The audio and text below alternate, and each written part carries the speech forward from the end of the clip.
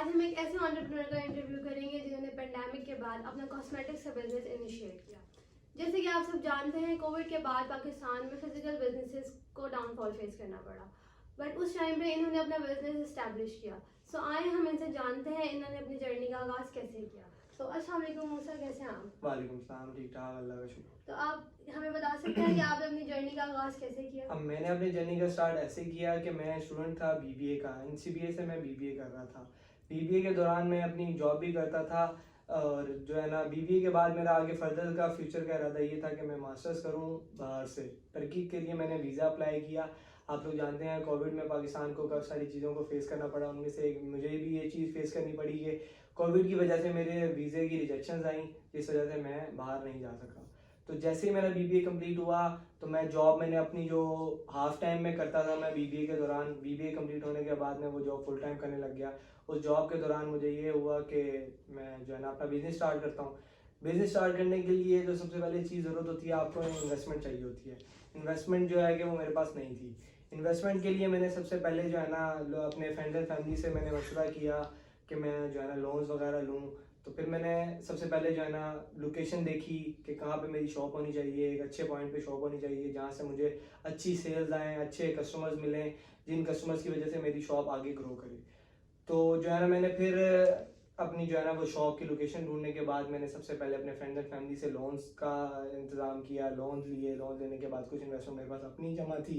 अपनी जमा होने के बाद इन्वेस्टमेंट के बाद मैंने जो है ना शॉप ली, रेंट पे ली। शॉप रेंट लेने के बाद मैंने जो है ना सबसे पहले उसमें इन्वेस्टमेंट की। इन्वेस्टमेंट के लिए मुझे जो मैंने लोन्स वगैरह लिए थे वो इन्वेस्टमेंट लेने के बाद मैंने शॉप स्टार्ट कर दी। अपनी शॉप स्टार्ट करने के बाद जो है ना सबसे पहले सीन ये हुआ कि मैं नया बिजनेसमैन था और मुझे इन चीज़ों का बिल्कुल इस तरह से अंदाज़ा नहीं था, मार्केट का अंदाज़ा नहीं था कि कैसे कुछ करना है।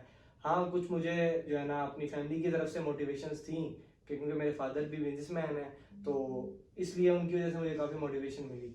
तो मैंने जो है ना अपना इस तरह बिजनेस स्टार्ट किया। तो आप मुझे ये बता सकते हैं कि आपने मज़ीद और चैलेंजेस क्या फेस किए, क्योंकि आप कोविड कोविड में थे और ऑनलाइन था, ऑनलाइन में शिफ्ट हो गया बिजनेस, तो आपको फिजिकल बिजनेस में क्या आपको चैलेंजेस फेस करने मुझे पड़े? सबसे पहले जो चैलेंजेस फेस करने पड़े कि सबसे पहले जो है ना मेरी इन्वेस्टमेंट अपनी नहीं थी, सारी इन्वेस्टमेंट अपनी नहीं थी क्योंकि मैंने लोन्स वगैरह लिए हुए थे। सबसे पहले जो मुझे मसले फेस हुए जो है ना इन्वेस्टमेंट के, जो मैंने लोन दिए हुए थे उनको मैंने रिटर्न करना था। ठीक है, with in a year, with in a half year मुझे जो है ना वो लोन्स रिटर्न करने थे। और एक तो ये प्रॉब्लम मुझे फेस करनी पड़ी। दूसरी फेस ये करनी, नया बिजनेस था मेरा, और मुझे जो है ना शॉप के रेंट्स वगैरह, इलेक्ट्रिसिटी बिल्स वगैरह, ये सारी चीज़ें मुझे देखनी थी। उसके साथ साथ ये मुझे चैलेंजेस फेस करने पड़े। और तीसरा जो मुझे बड़ा चैलेंज फेस करना पड़ा क्योंकि कोविड था, कोविड के बाद ये सारे मामला आप लोग जानते हैं कि जो है ना ऑनलाइन की तरफ ज़्यादातर लोग शिफ्ट हो गए थे। लोग ऑनलाइन शॉपिंग करने लगे थे। फिजिकल लोग जो है ना बाहर निकल के चीज़ें इतना नहीं लेते।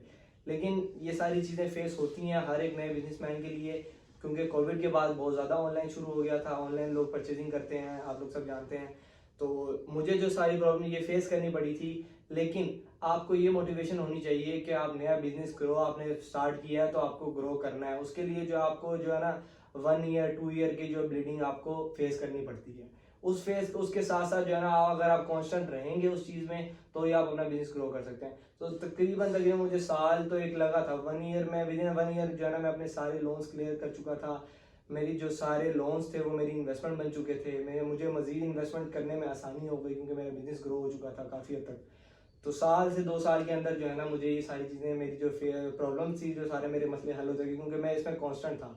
अगर आप इसी तरह कांस्टेंट रहोगे अपने बिजनेस के साथ, अपने बिजनेस का सिंसियर रहोगे, तो ये सारी चीज़ें आपको फेस करने के बाद आप जो है ना आप सारी चीज़ें, आपका बिजनेस अच्छा ग्रो कर जाएगा। तो ये सारी चीज़ें मुझे मसले फेस करने पड़े, लेकिन चैलेंजेस तो जाहिर बात आते हैं ज़िंदगी में, आपको चैलेंजेस फेस करने पड़ते हैं। चैलेंजेस फेस करोगे तो आगे ग्रो करोगे। तो कांस्टेंट रहना आपने सबसे बड़ी चीज़ ज़रूरी है। तो आप अपना बिजनेस कैसे ऑपरेट करते हैं? जैसे कि आप अपनी परचेजिंग कैसे करते हैं, कहाँ से करते हैं? आपने बताया कि आप रिटेल का बिजनेस स्टार्ट किया हाँ, आपने। मैं अपना बिजनेस ऑपरेट इस तरह करता हूँ कि मैंने आपको बताया कि मेरे फादर जो है ना वो बिजनेसमैन है, होलसेल का उनका अपना बिजनेस है कॉस्मेटिक्स का। तो कुछ जो है ना मुझे आसानी वहाँ से हो जाती है। कि मैं जो है ना फादर से ही अपने जो है ना परचेजिंग वगैरह फादर की तरफ से ही करता हूँ, वहाँ से उन्हीं की शॉप से। होलसेल शॉप आपको पता है, जैसे मैं मुल्तान में रहता हूँ, मुल्तान में होलसेल शॉप्स काफ़ी हैं जहाँ से एक रिटेल जो है ना रिटेल बिजनेसमैन वहाँ से परचेजिंग कर सकता है। हाँ, अगर आपका जिस तरह बिजनेस अच्छा ग्रो कर जाता है तो फिर जाहिर बात है वो आपकी परचेजिंग क्या है, परचेजिंग पावर आपकी अच्छी हो जाती है, तो फिर आप जो है ना लाहौर और कराची की तरफ भी मूव ऑन कर सकते हैं, वहाँ से भी आप अपनी परचेजिंग कर सकते हैं। ये सारे मामला। फिर जो है ना कॉस्मेटिक्स के बिजनेस में सबसे बड़ा एज ये होता है कि जो है ना कंपनी जिस तरह यूनिलीवर, पीएनजी वगैरह कंपनीज हैं, ये कंपनी वाले आपके पास खुद आते हैं, कंपनी के एम्प्लॉयज आते हैं ऑर्डर बुकिंग के लिए, ऑर्डर बुकर्स आते हैं, वो आपसे ऑर्डर लेते हैं, आप उनको ऑर्डर देते हैं। इस तरह जो है ना बिजनेस ऑपरेट हो जाता है। मेन चीज़ यही है कि आप जब बिजनेस स्टार्ट कर लेते हैं ना तो आपके आगे के रास्ते खुद ब खुद ही निकलना शुरू हो जाते हैं। तो स्टार्ट करना ज़रूरी है, स्टार्ट ज़रूर करें। तो मेरा अब आपसे एक सवाल है कि आपने कॉस्मेटिक्स का बिजनेस ही क्यों चूज किया?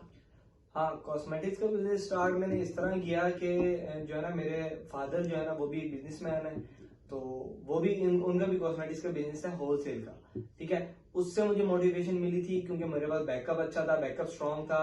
मुझे फादर की तरफ से मोटिवेशन मिली कि मैं कॉस्मेटिक्स का ही बिजनेस स्टार्ट करूँ। कॉस्मेटिक्स का बिजनेस मैंने रिटेल में स्टार्ट किया, फादर होलसेल करते हैं और मैंने रिटेल किया। अच्छा, आप हमें ये बता सकते हैं कि आपका बिजनेस जो है वो ब्रेक इवन पे कब तक पहुंचा? वैसे तो ब्रेक इवन पे पहुंच जाना चाहिए विद इन 4 to 6 मंथ, लेकिन आज से अगर आप 10 साल पीछे चले जाएं तो ये यही जो है ना आपका ब्रेक इवन 4 से 6 महीने के अंदर जो है ना आपका ब्रेक इवन आ जाता है। आपकी जो इन्वेस्टमेंट्स वगैरह होती हैं वो बढ़ जाती हैं, आपका बिजनेस अच्छा ग्रो कर जाता है, आपको ये सारी प्रॉब्लम्स इतनी फेस नहीं करनी पड़ती।